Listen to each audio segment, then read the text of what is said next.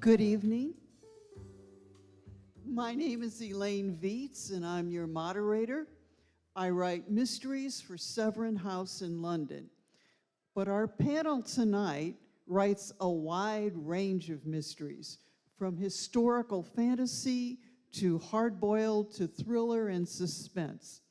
So I'll ask the authors some questions, and then later we'll open the discussion to the audience so you can ask your questions too. First of all, on my left, we have Jeff Boyd. He's a former Chicago public school teacher and a graduate of the Iowa Writers Workshop. His crime novel, Hard Times, is set in Chicago, and it features Buddy Mack, a well-meaning English teacher at Mayfield High. This Southside high school is famous for its football team, but the school itself is falling apart and its students face danger and temptation. Hard Times follows the ripple effects of a tragic shooting from the view of the teachers, the police, and the students. Next, we have Nicole Glover, and Starseekers is the fourth book in her historical fantasy series, Murder and Magic. The Starseekers is set in a 1960s NASA research facility, the Applied Arcane Sciences Building, where Cynthia Rhodes, her protagonist, is talented in math and magic. She's part of a team working to find magical alternatives to human space travel. The series has whimsical touches, including staircases made of books, spells in parasols, and flying brooms for transportation. When Nicole is not writing, she works as a UX researcher. Deborah Goodrich Royce, her best boy features Vivica Stevenson, a former actress who changed her name to escape a terrible incident in her past. She retired on the verge of stardom and now lives as the perfect wife and mother in Connecticut until she receives a threatening letter that may destroy her life. Deborah Goodrich Royce began as an actress in film and the daytime soap opera All My Children. She was also a story editor in Miramax Films, developing Emma and early versions of Chicago and A Wrinkle in Time. And last, but certainly not least, is Brad Taylor. He's a former U.S. Special Forces officer whose newest thriller, Shadow Strike, features Pike Logan. Logan goes head-to-head with an old enemy, an assassin known as the Ghost. The Literary Feast guests will get a look at Shadow Strike today and tomorrow, although it's not officially released until April 21st. Brad also serves as a security consultant for various agencies on threats of terrorism, cyber warfare, and weapons of mass destruction. So our first question is for, let's see, excuse me here. Our first question is for Nicole, author of Starseekers. This book is set in the 1960s against a backdrop of the space race and a NASA research facility. With the launch of Artemis II, your story is very timely. The Starseekers has a lot of magic and history. So how do you weave fantasy into history and make it so realistic? First, you do a lot of research to put history into fantasy, because you have to get the big facts right. It basically gets the structure for things before you add the magic to make things your way, basically. So I did a lot of research into the 1950s, 1960s space race, leaning heavily on the Hidden Figures books that came out, which also gave a lot of other resources to other hidden figures of that time period. So I kind of looked into their histories, looked into what they were doing at the different NASA facilities. I found a really great resource in the Goddard Space Flight Center manual, which actually came out. I think I was able to find an edition that was came out like the mid-1960s, where so I was able to kind of envision how my NASA research center would kind of look like. And so I just basically absorbed all that sort of things and started kind of weaving in where I could make the magical aspect of things. Central into the plot of Starseekers involves them researching how to get a different kind of fuel to go to the moon and use for satellites as well. Well, NASA was doing research into different biofuels at the same time. So I was like, oh, I can use that and just add the magical twist of potions and things. That's the thing. So it was a good way to blend the fact and fiction together. And so I do that in the various different aspects of the story. And I think it's also because I just enjoyed researching these things. I've always enjoyed NASA and stuff like that. So having my book coming out at the same time as Artemis 2 was written in the stars in many ways, because it's the full circle of seeing how we went to the moon the first time and how we're going back to the moon. So I'll be able to kind of bring that together, even unintentionally, as it so happens. Okay. Jeff, Your Hard Times is set at a Chicago high school with a teacher who tries to instill a love of literature in his students whose lives away from school are nightmares. You also taught high school English, and you're the son of a police officer. Tell us how your background became fodder for your story. Well, I guess when you write, you need to have things to write about. Mm-hmm. And so after I finished my first novel, I thought, okay, what do I know? And I was living in Iowa at the time and kind of missing Chicago. And so I started thinking about my old teaching days, some of the students I had, whatever happened to this student or that student. And then also thinking about, being a high school teacher on the South Side never really left me, I guess. I still have, dreams where it's I forgot to do this thing, or, this assignment, I should have graded all these papers and I didn't. I went to, fell asleep. So I don't know, so some of that anxiety, I started to kind of, instead of letting it ruin my sleep, I started kind of writing about a character who's back teaching on the South Side of Chicago, thinking about the students that I had, thinking about kind of just how diverse it is on the South Side, especially I think maybe because sometimes it is, where the story takes place in Bronzeville, it is a predominantly black area. And so really thinking about the diversity that's also within a race and within a people. So, having people who are lawyers and having teachers and then, having cops, and then students who are struggling and kind of figuring out how I could kind of weave all that stuff that I knew or have experienced or wondered about into the story. Okay. Deborah, Best Boy examines questions of identity, an ongoing theme in most mysteries. Your protagonist's past is exposed, threatening her present and her future. What was your inspiration for Best Boy? Well, 3 years ago, I got an email from a man who said, "Hey, remember me? I was your best boy in Survival Game," which sounds like a sexy sort of sentence. It is not. A best boy is someone in the electrical department on a movie, and Survival Game is a movie I did a good long while ago with Mike Norris, who was the son of Chuck Norris, who was trying to have an action-adventure career. I did not remember this man. He then doubled down and said, "Do you remember that Thanksgiving dinner we had together?" I did not remember that. He added to that by saying, "You were the only actress on the set that nobody visited." So at this point, that's kind of a depressing little fact to drag out in front of me, and the email was getting weird.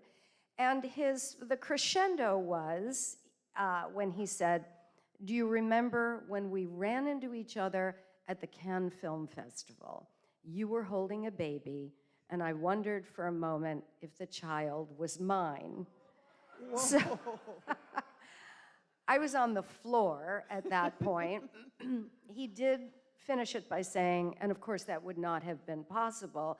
So it was a very strange email, and it got me thinking about memory and perception and how much of, I mean, think about the world we're living in right now. We don't even see the same thing when we watch the news. So we don't all remember the same thing. And that was really the genesis for the exploration of this character who gets a very similar letter.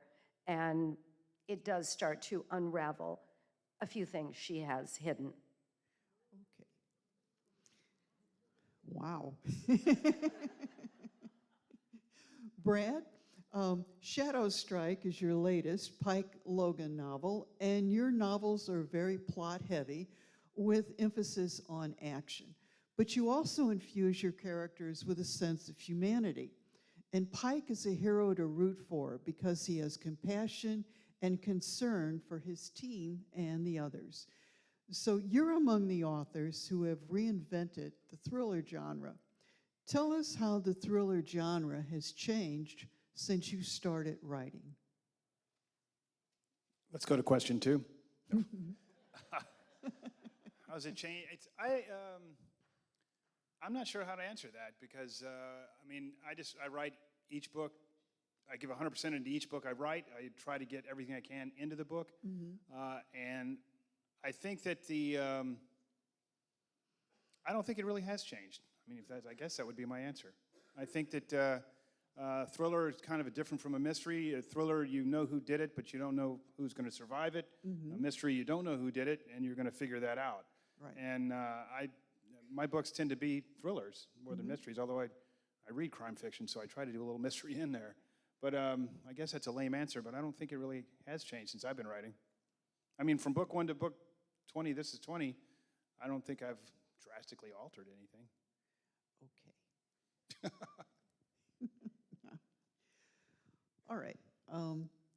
Jeff, when you start a book, what is your main inspiration? Is it plot, setting, or the people? Usually, I think it starts with a character, and then, you know, in the case, I guess, this book, it was the teacher, Buddy Mac, and then having a student, you know, and then building out a scene from there. So, you know, I have a character. I think it started out with him in his classroom getting ready to teach, and then I get to a point where I say, okay, he's getting ready to teach. What is it getting ready to teach? And then I figure that out in some way, and I say, well, who are the students who are coming through the door? So I think for me, most of the time, I start with a character, a situation, and then kind of it keeps building up where I keep asking myself more questions, like, why is this happening? Why did that happen? And I convince myself that if I made something happen on the page, it was for a reason, and the only way to prove that that made sense would be to solve it by having a consequential thing occur next. So I keep trying to, just stay open to the questions that I have, to like the surprises that the characters give me. You know, I want them to go through the left door and they go through the right door, and then that's a whole new world. And I keep trying to, chase the story as it comes. Okay. Nicole, since we're still on character, there's a big difference between building character and just giving characteristics, like saying they've got red hair or they're thin. I've heard authors say that they do various tricks to learn more about their characters. One author writes a complete biography, another takes his character grocery shopping to find out what they'd actually buy, and a third writes letters to her character. Do you have any tricks to develop a character? I don't think I have any tricks like that. Though it would be fun to have them go grocery shopping, I admit. That it's interesting to see. It's interesting what people have in their grocery carts. But for my characters, I tend to kind of think about what they have fun doing, basically. I think about what they like to do, what they're doing before the book starts, what they like to do when they're not on screen, so to speak, and like have little hobbies. Cynthia, for example, in the book, she's very big into pens, stationery, and things like that. And like it does show up a little bit. Her magic involves some like drawing some star sigils on cards and things like that. But it's not like she goes to pen shops all the time. But it's like a little quirk that just it brings out different aspects of her personality and how she interacts with other people. And it just brings up mentioning things like that. So having like one little thing that they're really, really into doing, or just even having something like a smaller goal that may not be related to the overall plot, but it's just important areas like a character. I've also think a lot of the character dynamics with the supporting cast. I have a pretty big supporting cast in my stories, whether it's family, friends, or even work, especially for Cynthia in this particular book. And how she interacts with different characters kind of really shows off who she is and how I learned about her, how she interacts with her coworkers at NASA, or her sisters or her friends and things like that. Shows me different levels to who she is. She even has a pet in this book, and so it's also different. She has a cat in this book, so those different layers. I learned more of each draft with her, basically. Okay. Deborah, what do you admire most about your protagonist? That is a fine question. So my protagonist, she is a girl from an unhappy home who seeks to escape both her home life and then this terrible thing that happens to her, her senior year of high school. And I would say what I admire about her very much is her technique for creating comfort for herself, for creating safety for herself. She's a girl from suburban Detroit, and when she's little, she is enchanted by this museum, the Detroit Historical Museum, which in the basement has this permanent exhibition called The Streets of Old Detroit. You know, it has cobblestone streets and fake storefronts. And it is a place that so captivates her when she goes for the first time in the 4th grade. And she feels that she can stand in the dark and see out around her. And I had heard an Indian spiritual teacher used the phrase many years ago, be the seer and not the seen. And that is something that gives her comfort, to kind of retreat but be able to view the world around her. And that's her safe space. And I admire that she's able to manufacture that in different ways. Even though in the end it nearly costs her everything, that ability to compartmentalize? Absolutely. Okay. Yes. All right. Jeff, what do you most admire about your character? I would say their grit. The fact that they don't quit. You know, even when everything kind of gets stacked against them, and like as a writer, sometimes I'm like, how do you take this? You know, I almost feel like maybe it's a little sadistic as a writer, because you do get to control what happens to people. So it's kind of messed up sometimes, where you keep like, but what about this? What if this happened to you next? You know? And I guess what I really appreciate is that my characters are always like there to answer the call. You know, I always kind of feel like there's always this bell ringing, and every time the bell rings, they stand back up and keep fighting. No matter how much you torture them. Yeah. Okay. Brad, there's much to admire about Pike. What do you think his greatest flaw is? His greatest flaw would probably be believing he's correct. When I first started writing the book, I wanted to write a story of redemption. I didn't have any instruction in writing whatsoever.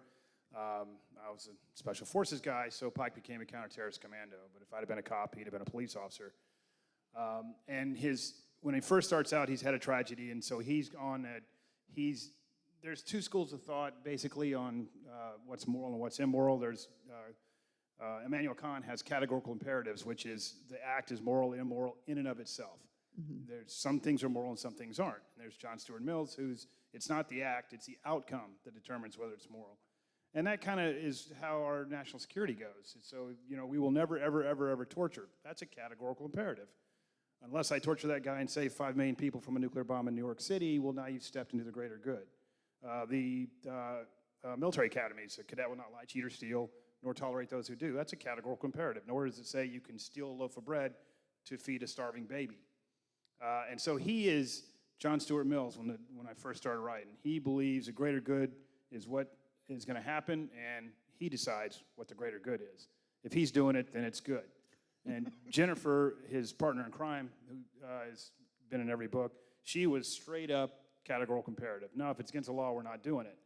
And he has since grown to be got his moral compass back and realizes there are certain things you just don't do, even if it has a good outcome. And she has grown to learn that, okay, the world's not black and white.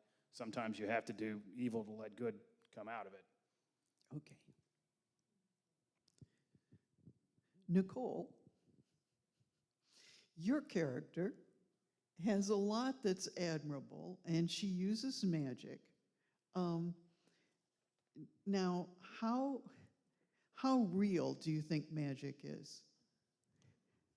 That's an interesting question. There are places will say, you know, there's a sense of magic in the world, and there's places where the tradition of magic is not what we see in like in Hollywood, where it's like it's wizards throwing fireballs. The magic is more of like the nature, where with herbs and things like that. So there's different cultures where magic is very much a real thing as well.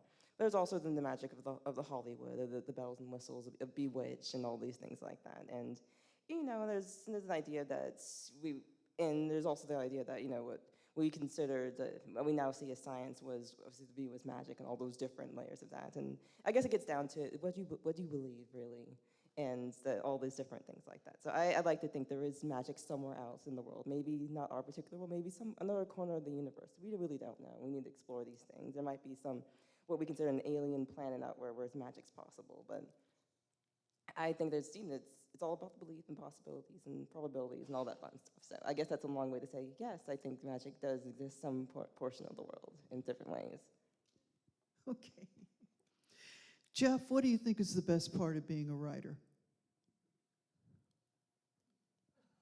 Oh, wow. I'd say the best and worst part is being able to like shut a door and go into your own magical world. If you know, I have a kid, and she sometimes I feel like kind of goofy because she'll be like, "Dad, can we play?" And I'm like, "No, I have to play make believe for half an hour more." You know, just sitting on my laptop. And I think that's the something about the concentrated time that you get to spend like really just in your own head making stuff up.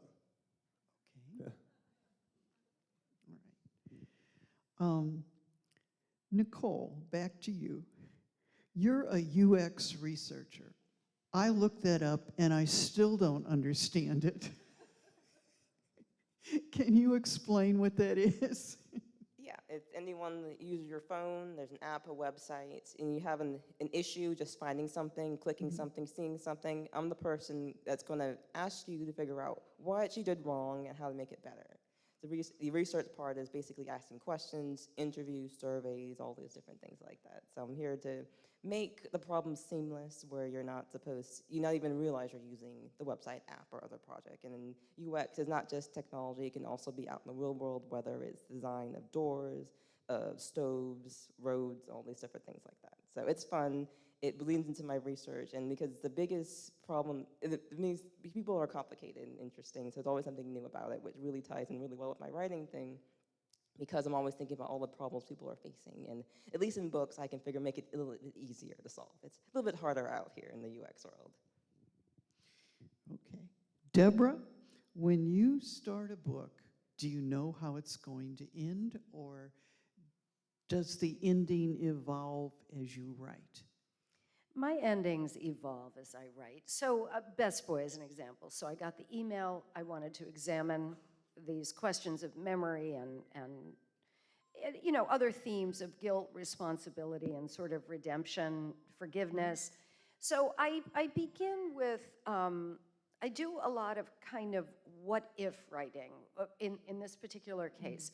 What if the letter writer is telling the truth? What would that say about my heroine and either her lack of memory or her, you know, willful closing down of certain doors? And then I'll explore, what if he's lying? What does that say about him? What could he want? I'll go down that rabbit hole for a while, and then I'll start writing, and I don't really know where it's going. And I tend to write very nonlinear books, and I write them in the order you read them.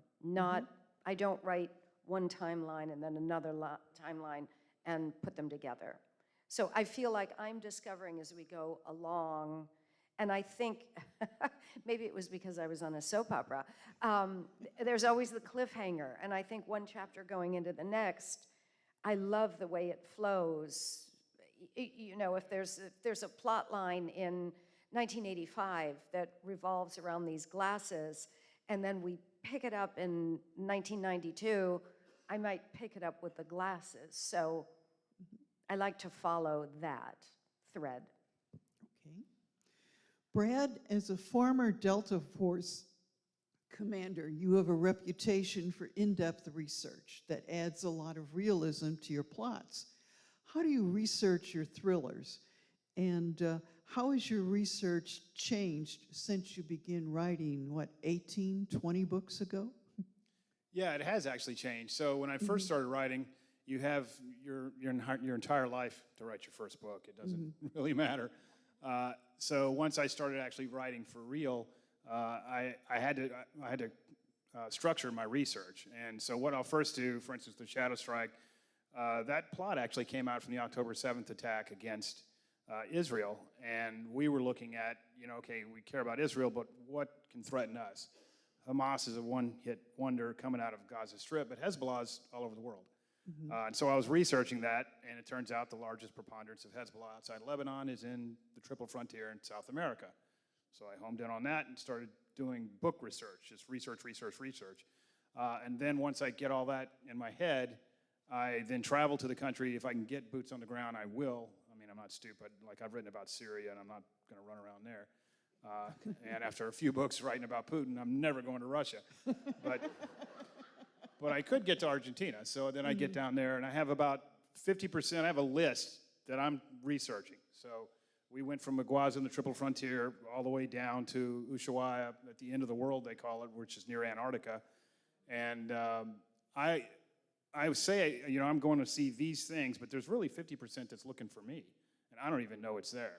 And I hit it when I get down there. For instance, in Argentina, I'm driving around with a guy who's showing me Buenos Aires, and he's going to fill up his car, and he does it at this weirdo gas station that I'd never seen before. And I said, what are you doing here? And he says, my car runs on LNG, liquid natural gas, which I had never heard of. And I said, what are you talking about? So he shows me the whole car, opens it back up, shows me the big tank filled with liquid natural gas, go to a special place to get it. Ubers and taxis are the main ones that use it. But for me, that's a perfect car bomb. So now I use that in the book as a car bomb. But I wouldn't have never known that if I hadn't got down there on the ground. And so I do as much research as I can. And the problem with, you try to see around corners and see, and sometimes I'm pretty good at it.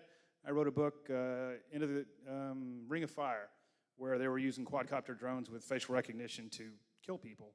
And I said in my acknowledgments, nobody's seen this yet, but trust me, it's coming. And now you see Ukraine, that's basically everything.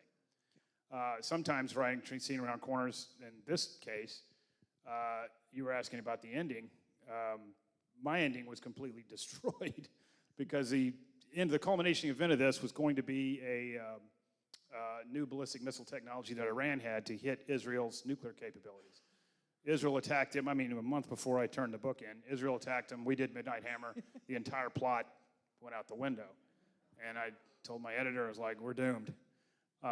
So I then had to restructure the whole book. And now I look like Nostradamus because the new plot I figured out was the refined uranium that everybody's trying to find. I can tell you where it is in my book. So the good thing about the research, doing in-depth research, is that I could rebound fairly quickly. The bad thing is I wasted an enormous amount of time on air defense systems and ballistic missiles and everything else that no longer mattered. I had no idea that there were so many Lebanese in South America. I didn't either. So Brazil has, if you count second and third generation, there's more Lebanese in Brazil than there are in Lebanon. And Hezbollah is huge down there. In 1994, the biggest attack Israel had ever had happened at a Jewish center in Buenos Aires done by Hezbollah. Okay.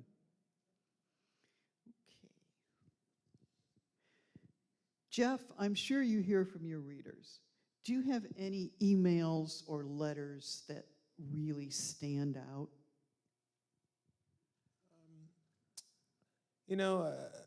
I guess the ones that stand out to me the most are when my friends actually read my books. I think that's the one that stands. One of my buddies, I feel like that's the only book, a few of them are the only books they read are the two that I've written, Or it's he's like, this is the best book I've read since your last book. And I was like, well, how many books have you read in between? He was like, none, And And so I definitely feel like I'm always, not always, but there's something in the back of my mind where I'm always like, oh, this guy's gonna like this. This is the second or third book he's gonna read this, the last 10 years, and I'm gonna give him something he likes. So it's usually text messages from when I realize my friends are actually reading my books. Okay. Nicole, what do you hear from your readers? Yeah, lots of things. Just various, this whether messages coming from my website or just different social media stuff. But I did, at one of the events I did, an author I'd met at a different event. She doesn't write mystery, she writes more young adult books and things like that. She had come to my one event I was doing for Starseekers, and she had recently read the book, but she had gave me a card and told me, don't read it don't read it now, you can read it when you get home and stuff like that.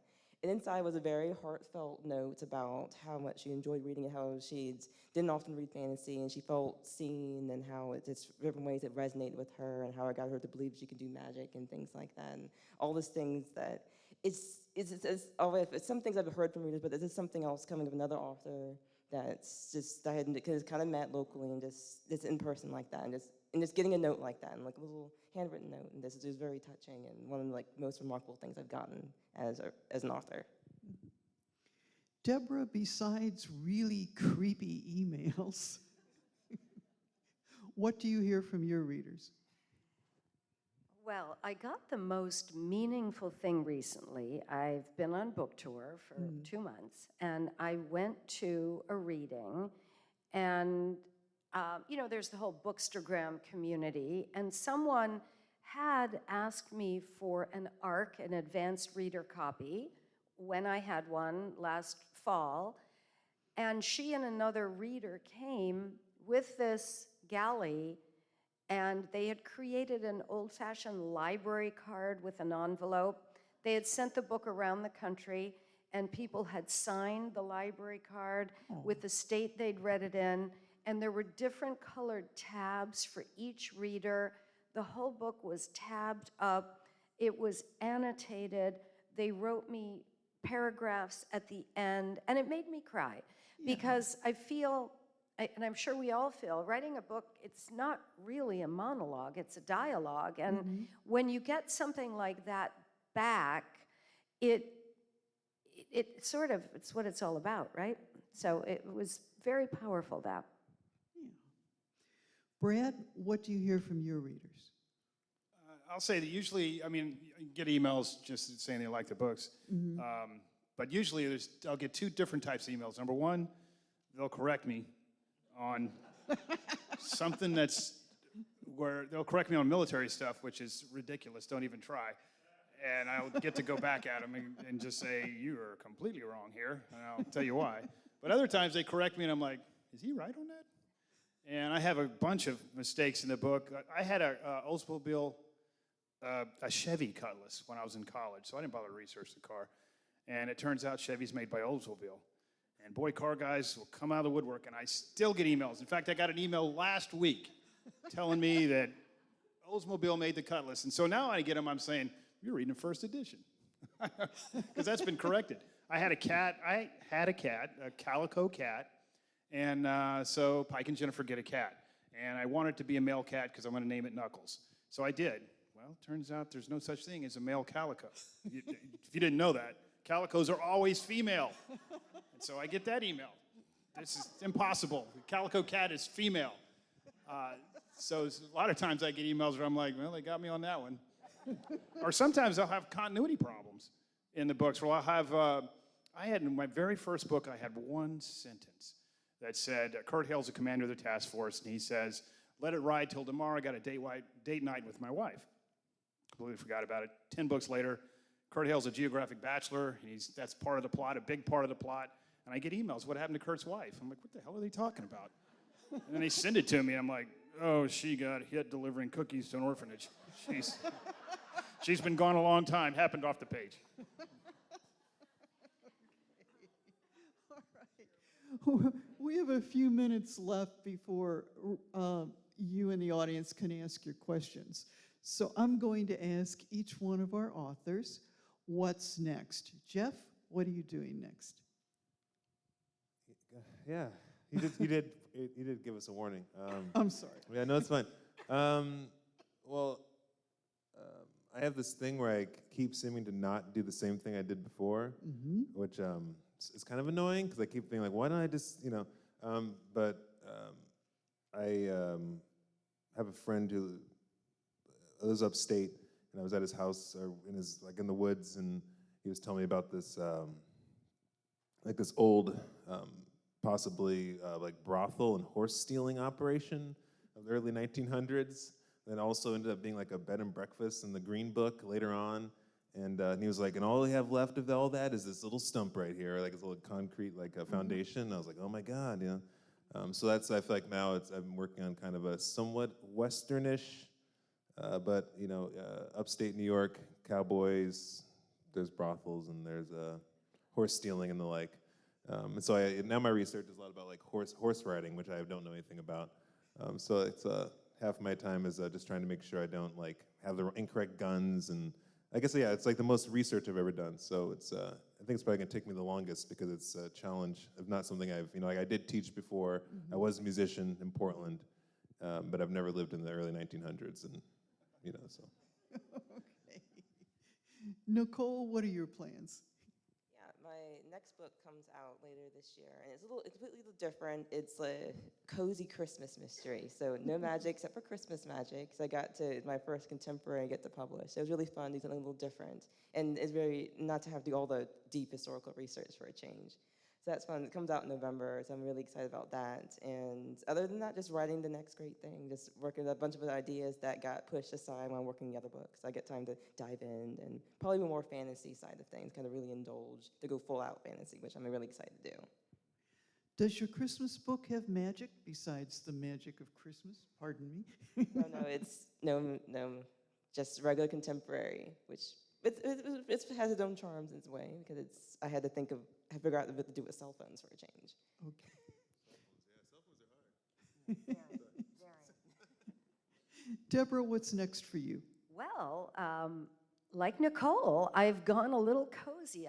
My first 4 novels are, dark psychological thrillers, and my mom died 2 years ago, believe it or not, that this would inspire a cozy, and I was very close with my mother, and my mother was very scrappy. She was, she had a real zip to her. And shortly after she died, I got this download of a mother-daughter ghost story. So it's gonna be kind of a crime-solving thing where, a 55-year-old writer with writer's block and 2 daughters and a deadbeat ex-husband goes home to bury her mom and deal with her mom's things, and lo and behold, her mom returns. And I am having such a delightful time writing it. I think I needed to do this. I'm about halfway through. That sounds like fun. It is fun. Brad, what are you doing next? And where are you going?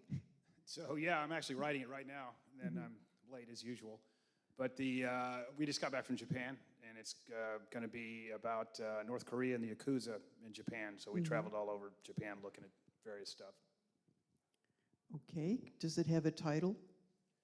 It does, and I would give you the title, but I'm fighting my editor right now, so I'm not sure it'll survive contact. Okay, I understand titles.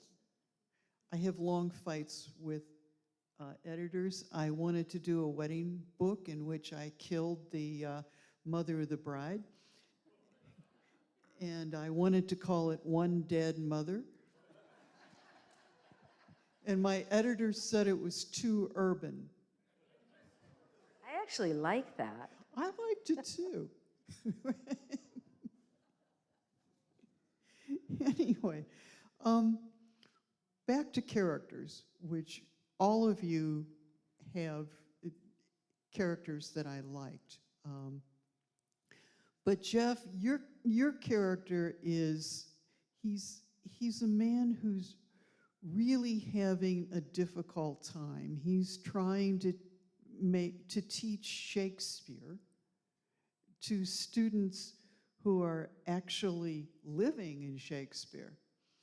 And how did you come up with this? I mean, that sounds like did you actually do that when you were a teacher? It sounds like a nearly impossible task. Yes, I have tried. I've taught Shakespeare to high school. And so yeah, in the book, I think they're watching Romeo and Juliet. Right. And there's, I guess, and I'm happy you caught on to that, because there are some Shakespearean things that occur, Mm-hmm. you know. But yeah, I would say that,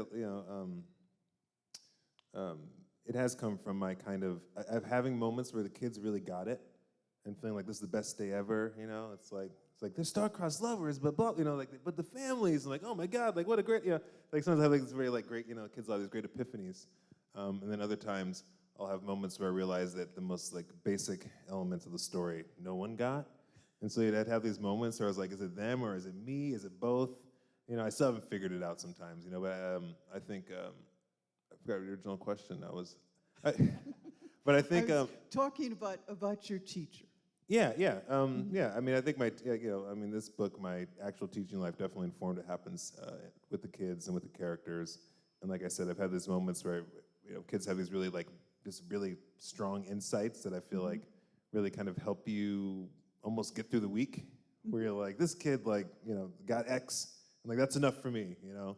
They turned in their essay on time, you know. It's like these small victories, and I think I always, you know, I try to remember like the good times or the good parts of teaching as well. Okay. Nicole, how does being an actual writer, a much published writer, differ from your idea of what you thought it was going to be a writer? So many different ways. There's just thinking of all some in the good ways, and then you have so much support, whether it's from the editorial side, from your agents and editors and different people, like, you know, they're supporting things, but also the idea is that, there's so much work in marketing and publishing that, you know, that I have to talk to people all the time. Go have to leave my house and do things that's not really writing. There's so many things that a modern writer has to do these days that's not really about writing. It's whether it's going to events, it's doing social media stuff, or figuring out what social media you want to do. It's writing newsletters, it's, you know, making visits to bookstores and making kind of networking with other bookstores, and also meeting other authors as well, and figuring out, like, you know, how to interact with people that are been published and people that are aspiring, and all those things, and also meeting with students as well, and all those different things like that. Some of the best things is when I do events, when I get to meet kids who are aspiring writers, and like seeing them be able to see me and say, oh, I can do this now, or be able to show off my covers and say, like, oh, this character looks like me. I actually had a kid that come up to one of my tables, events I was doing, saying, oh, this character looks like me, and that made me really proud to have that in there. And so there's always those things that really make it really great. And there's also this learning about publishing. Sometimes it makes things confusing, or realizing how slow publishing is. You would see the book in the library or in a bookstore. Oh, here's a book I've been looking for by this author, and here it is. But now, as an author, realizing it takes like 2 years for a book to come out, and like sometimes you have an idea that kids, maybe it's still popular or topical by the time it comes out, maybe it's not, or all those different things like that. But there's so many different things, small and big ways you kind of learn from being like a writer to being published, author, and some things change, some different. But still, for me, I still have the joy of writing. Writing's still my favorite hobby to do, and that's something I like filling my time with it, no matter what story I have. And sometimes I do make an effort to have stories for myself that maybe I'm not going to try to get published or send to my editor. It's just for me to kind of play around with it, because that still takes the pressure off the writing and still makes the writing joyful for me. Okay, thank you. We are now going to open this to...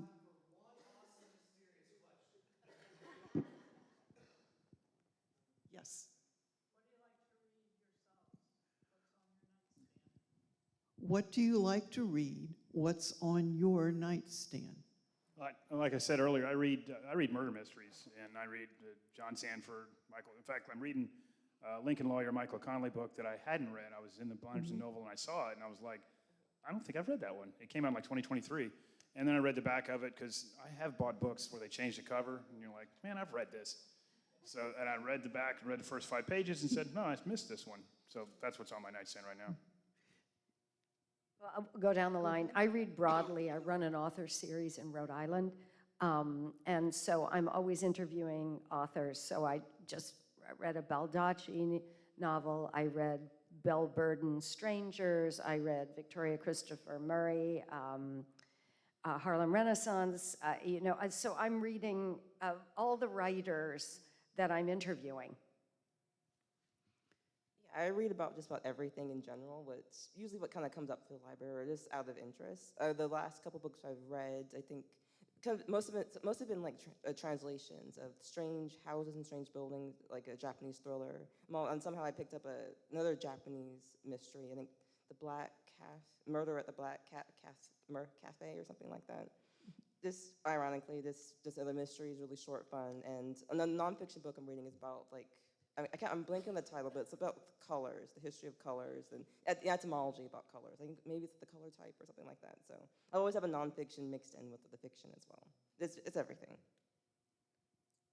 I think I'm one of those people who's always reading like 4 or 5 books. And sometimes I'll like look at my nightstand and dust it off and be like, oh yes, this one, and I'll be like on page 30. And so I'm reading like a Toni Morrison book called A Mercy that I'd never read.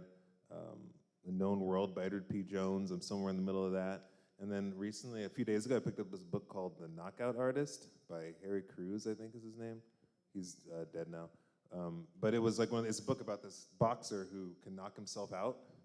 And, and I was like, I had no desire to read it. It's one of those things sometimes where you like pick up a book and you're like, I'm not going to read this. And then you realize you've been sitting there for like 2 hours and you must finish it.